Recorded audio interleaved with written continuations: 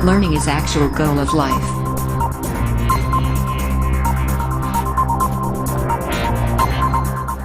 Exercise 13.1 question number 3. The floor of a rectangular hall has a perimeter 250 metre. एक जो है rectangular hall है उसका पेरीमीटर दिया हुआ है, यानी ये पेरीमीटर, ठीक है, ये चारों साइड दिया हुआ है, क्योंकि हॉल का पेरीमीटर यही होगा, या तो बेस का ले लो या तो ऊपर का ले लो, दोनों इक्वल होगा.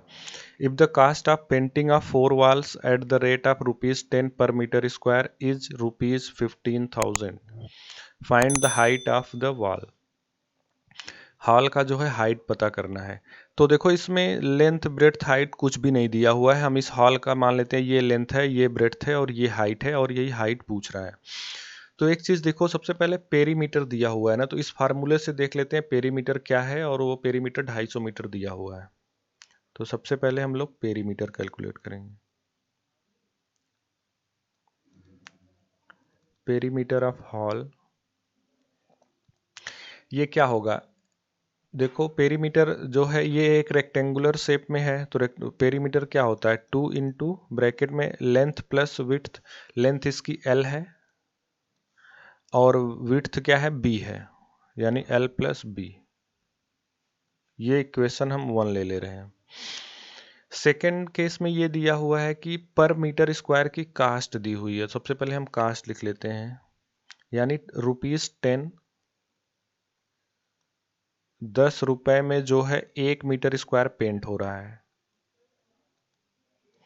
और इसके सिर्फ 4 वाल पेंट हो रहे हैं, एक ये एक ये एक ये और इसके पीछे वाला, ये चारों वाल जो है पेंट हो रहे हैं. तो और 1 मीटर की कॉस्ट है, 1 मीटर स्क्वायर की कॉस्ट है ₹10. तो टोटल कास्ट इनको पे करनी पड़ रही है 15,000. तो हम चेक कर लेते हैं कि 15,000 रुपीज़ पे करने पर कितना जो है एरिया जो है इन्होंने पेंट किया होगा. यानी 15,000, यहाँ पे चूंकि लगा दे रहे हैं तो इसलिए 15,000 रुपीज़ में देखेंगे कितना एरिया कैलकुलेट होगा. तो ये क्या होगा, ये हो जाएगा 1/10 इंटू 15,000. ये जो है 0 से 0 कट जाएगा, आएगा कितना, 1500 मीटर स्क्वायर. यानी इस 4 वाल का एरिया 1500 मीटर स्क्वायर है, क्योंकि इतने रुपए में इतना मीटर ही पेंट किया जा सकता है. तो एरिया 4 वाल देखते हैं क्या आता है. एरिया 4 वाल्स जो है कैलकुलेट करते हैं. देखो एक वॉल ये है और एक जस्ट इसके पीछे इक्वल वॉल है, यानी 2 टाइम्स होगा, और इसका एरिया L इंटू H होगा, प्लस एक वाल इधर है और सेम वाल इधर भी होगा, यानी 2 टाइम्स ये भी होगा. 2 इंटू इसका ये वाली लेंथ है B और इसका ये वाली लेंथ H है यहाँ से. तो फाइनली यहाँ से देखो 2 और H दोनों में कॉमन है. 2H इसमें भी है, इसमें भी 2 और H है, तो 2H कॉमन ले लेते हैं. ब्रैकेट में यहाँ से L बचेगा और यहाँ से B बचेगा. ठीक है, अब देखो ये कर लेते हैं 2 ब्रैकेट में L प्लस B और H को जो है बाहर करते हैं.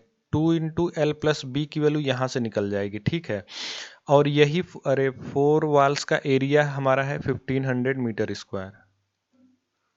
ठीक है, तो ये दोनों इक्वल हो गए, और 2 इंटू L प्लस B की वैल्यू हम यहाँ से लिखेंगे, और इसी की वैल्यू जो है देखो पेरीमीटर कितना है, 250 मीटर है. तो यहाँ पे हम पहले इक्वेशन में ये लिख लेंगे. तो 2 इंटू L प्लस B की वैल्यू कितनी है, 250 मीटर है, यानी यहाँ से 250 मीटर इंटू H. तो देखो इस इक्वेशन से जो है हम हाइट इसकी कैलकुलेट कर लेंगे.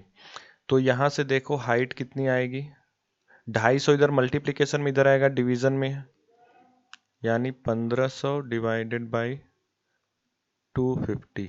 0 0 कट जाएगा, 25 छक्का 150, यानी 6 आ गया. यानी जो हाइट की वैल्यू हमारी आई वो आई 6 मीटर. ठीक है, ये मीटर में आएगा. तो finally H is equal to 6 metre. What's going on? What you doing tonight? 'Cause I wanna see what it's like. You side.